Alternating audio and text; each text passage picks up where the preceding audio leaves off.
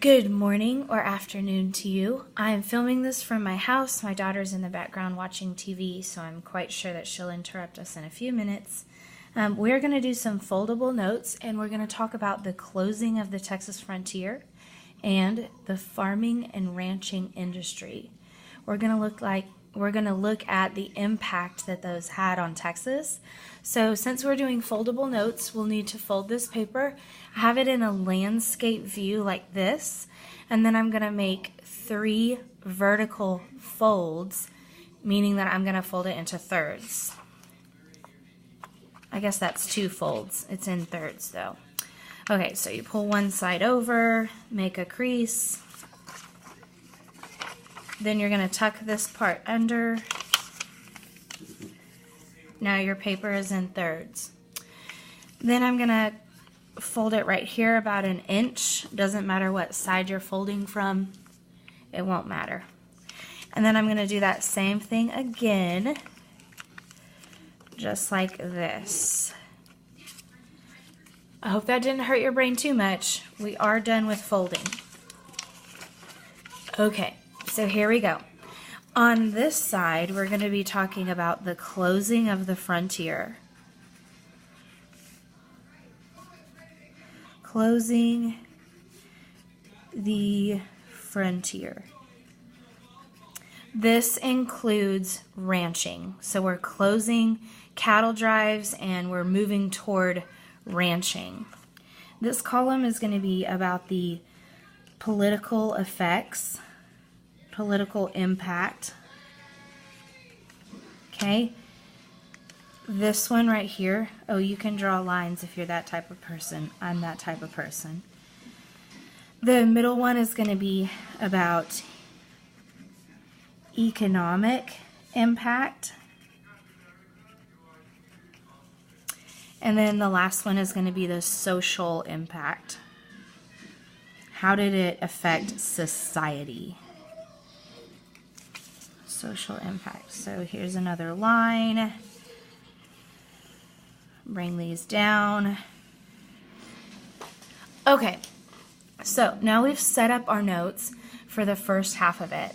The political impact of the closing of the frontier was that it began something called the Range Wars, which you're about to read about, so I don't want to spoil too much.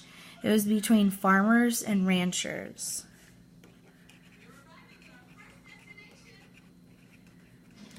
Okay, and then also there's a legislative law which affects politics. New legislature during this time is going to say that fence cutting,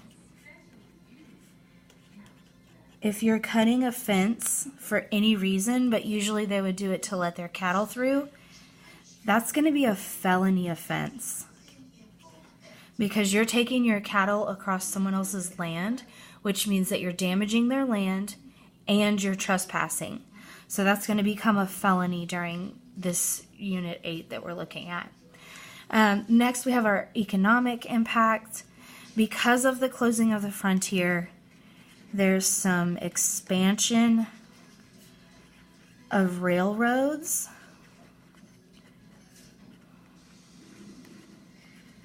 Okay, and then there's also the cattle business is not going to be viewed as like a dirty job anymore. It's not just a job, it's not a temporary thing. It becomes a profession where there are people that are good at ranching, people that are better than others, lots of money coming out of that. And then we see the rise of large ranches.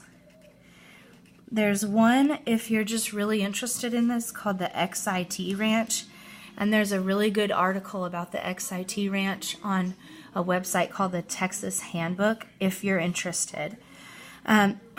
We also have a rise in not just cattle, but also sheep ranching. And then we see that the quality of meat improves during this time. Because of competition, whoever has the best meat is going to sell more. So then the quality of meat is going to increase. And then we're also going to have Oh, I meant to say windmills. Windmills, which are going to bring water to land that's a little bit more dry, and then also barbed wire. All of these are economic impacts of the closing of the frontier. Next, we're going to look at the social impact. Because of the windmills and because of barbed wire, those are considered newer technology at this time, we're going to see a growth of population in parts of Texas that are not the coastal plains, parts that are drier. So like Abilene, Texas, for instance, grew during this time. There's growth of population in West Texas, or as some people like to say, out in the middle of nowhere. And then because of barbed wire, it's easier to move out there and mark what's yours and use all of your own land instead of just having this kind of survey marking of like, your land ends about right here. We can actually put a fence there. That way it is definitely marked as ours. Okay, now we're going to go to the next page. Give you a second to catch up. Okay, now we're going to look at farming and agriculture. Farming and agriculture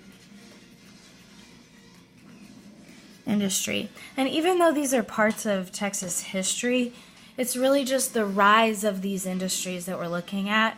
We still have these. We still have large cattle ranches. We still have farming. There's huge profits in agriculture today in Texas. Okay, so let's go ahead and draw lines again. Just like so.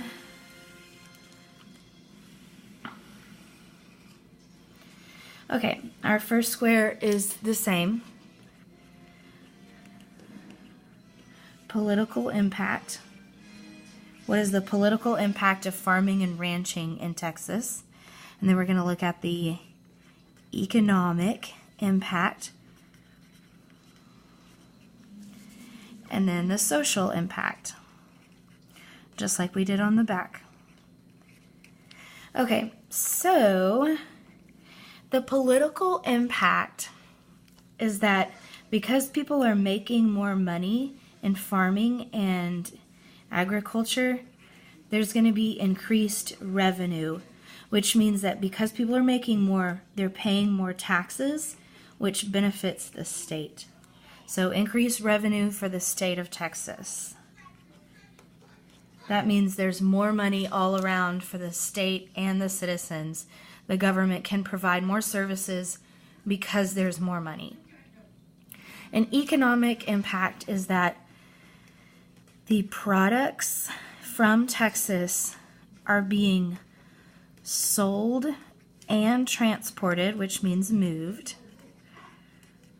transported to all over the U.S. People are demanding Texas beef or whatever it is that we're doing in Texas. All over the United States, people are going to want some of that. And even the world, but mostly at this time, it's just the United States. We're also going to have a growth of new crops where we're not just seeing cotton, we're also seeing yes to cotton, and also we're seeing corn. Okay, because we have buyers of our product and we have a new product, that's going to be super lucrative, which means that we're making a lot of money. We're rolling in cash dough, yo. Promise I won't say that again. Okay, the social impact of the farming and agriculture industry is that we have more farmers moving to West Texas, like Abilene. We see places like Abilene there that are out in the middle of nowhere, that we have new farmers coming, new industries being built. It's very encouraging for the state of Texas. Because of new technology, there's some new methods of farming, which make it a lot easier to farm in the middle of nowhere. There's also a couple types of farming that are not profitable at all, and we see those during this time. We have some sharecroppers who are essentially growing crops on other people's land, and then they sell the crops, but the money that they make goes to the landowner. So they're not profiting at all. And then we also have tenant farmers, which is where they're borrowing land, but they're only growing enough for their own families. So there again, they're not profiting at all. So these two are bad. Those are bad for Texas. They're bad for society because nothing is being gained, okay? And also, these sharecroppers and tenant farmers are going to end up in debt because they're not making money and they can't pay the landowner. Okay, so there were our foldable notes for today. Hope that you have a wonderful day, and I miss you guys. We'll see you later.